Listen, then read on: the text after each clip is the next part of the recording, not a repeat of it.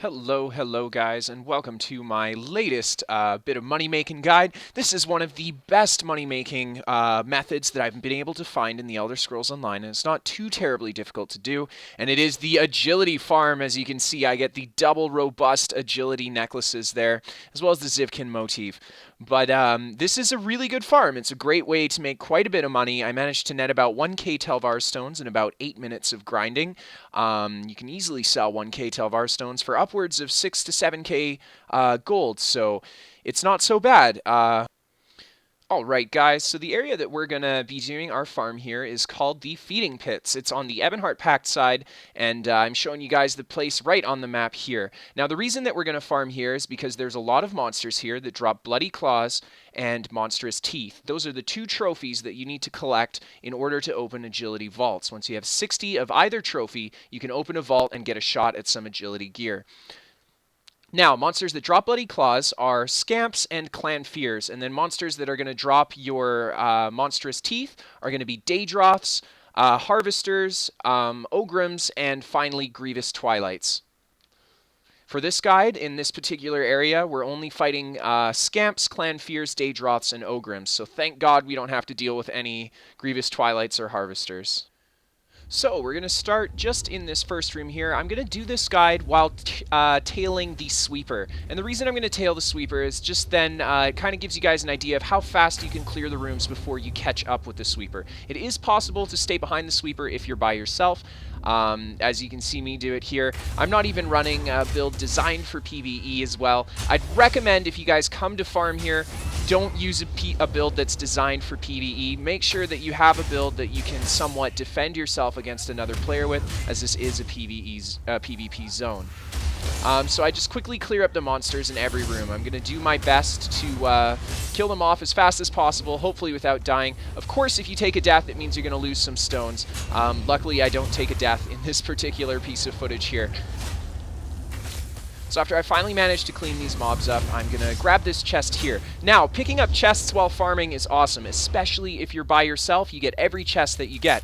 You may not know this, but the chests in Imperial City do have a chance of dropping you V15 and V16 Briarheart, Pariah, and Trinamax Valor. So picking up the chests in here is also a way to get a chance at getting some of that good gear as well. You see me take a quick peek in this hallway back here. There is a chest that spawns there, but it's not up at the moment. And then you see me take a quick peek into this hallway here. On that shelf there where you saw all the crap laying, you can have some bottles spawn, and if you pick up those bottles, you have a good chance of getting some Lorcan's Tears. Alright guys, so something that you'll also come by while farming down here are trap chests. These are chests that you don't have to pick a lock on. You see that I click use on the chest here. I'm waiting for the Daedroth to get a little bit out of my way, and then portal will appear. So what this portal will do is it'll summon 3 rounds of Daedra. The first round here being a couple Clan Fears, and then within a few seconds the next round will be summoned as well, and there you see it. And then finally you get a third summon with 2 more spawns as well. Once all the spawns are up, I'd recommend then dumping your ult. Don't dump your ult until everything's up, and then do your best to clean them out as much as you can. Again, I am running a PvP build, so it's not optimized to kill these mobs in here. It's mostly just a defense thing in case I come by another player while down here. So while I'm taking my time to finish up this trap chest here, I'm going to talk a little bit about Imperial City. It's excellent money. You make a lot of money if you farm down here in the sewers. You don't necessarily make high experience per an hour, and it can be fairly difficult to farm down here by yourself. Now, that doesn't mean that you won't be able to take a veteran rank 2 or veteran rank 3 character down here and have success farming the mobs here. It's just that there are better options if you want XP, but this is, in my opinion, one of the best money versus XP options that you can have in the game in ESO. Here you see a Daedric portal spawn. Now these portals, they actually only take 1 damage from any attack that you use on them. The best way to kill a Daedric portal is to shoot it with a poison injection. You see me tag it there, and or any damage over time ability, and just let your damage over time ability wear the portal down. Once I finally finish clearing up the mobs here, I finally get to move on and open up my chest for that sweet loot.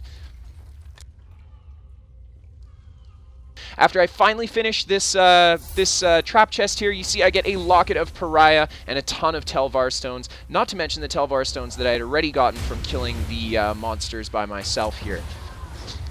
So then I move on to the next part of this room. Now, if you have a lot of AoE, you can clear this entire room. If you pull everything and then move to the center of the room, you can clear this entire room in one pull. I do it in 2 pulls on this round, or in this time through, because I did have the trap chest, as well as I'm not really equipped to pull an entire room, let's put it that way.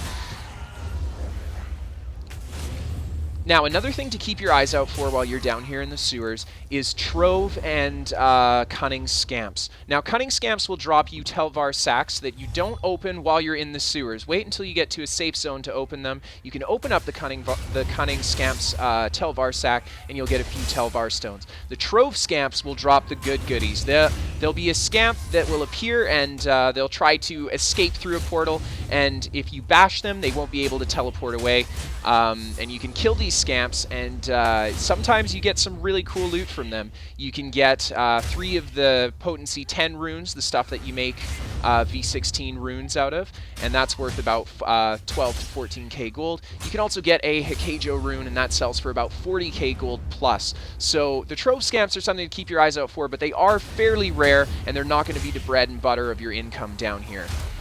After clearing that room with the Clan Fears in it, I move on to clear this room with the Daedroth and the 2 Clan Fears. Now, these 2 rooms you can actually pull together, and you can clear them in the hallway if you really want to. Again, I'm not running an AoE build that's good for doing that kind of stuff, so I just clear the rooms one at a time, kind of single targeting my opponents down.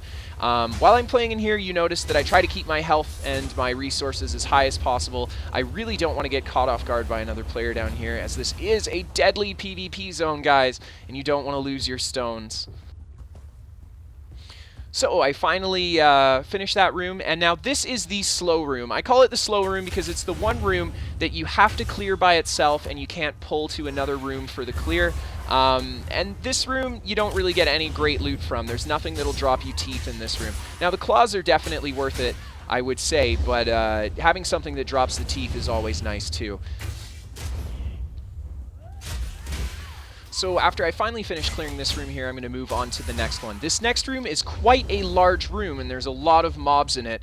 The one issue with this room is it can be tricky to pull all the mobs in this room and kill them. They are actually pretty formidable if you pull them all at the same time. So for this room, I'd recommend your first few times that you try it out, if you're on your own, is to kill off the Scamps first, because they're going to have that ranged attack that's going to cause you all that trouble, and then kind of kite the Daedroth and the rest of the Clan Fears. The Daedroth is your primary concern, as he's going to do most of the damage. The Clan Fears, however, will snare you and deal a little bit of damage as well.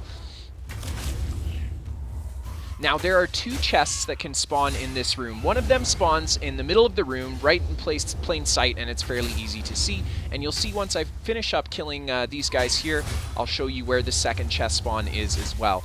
The chests in Imperial City are nice because they glow, so they're fairly easy to see and pretty hard to miss. You see me get Bloody Claw there. I didn't get any monster teeth from the Daedroth. Okay, guys, so the next room that we're going to go into is a fairly high traffic room, as it's right next to where the AD players would be coming if they're going to or from the central part of the sewers. So clearing this room isn't too bad. Just take it one step at a time, nice and slowly. I start off by just killing off the Ogrim, and then quickly moving on to the Daedroth, who had taken a little bit of damage from my Dawnbreaker as well.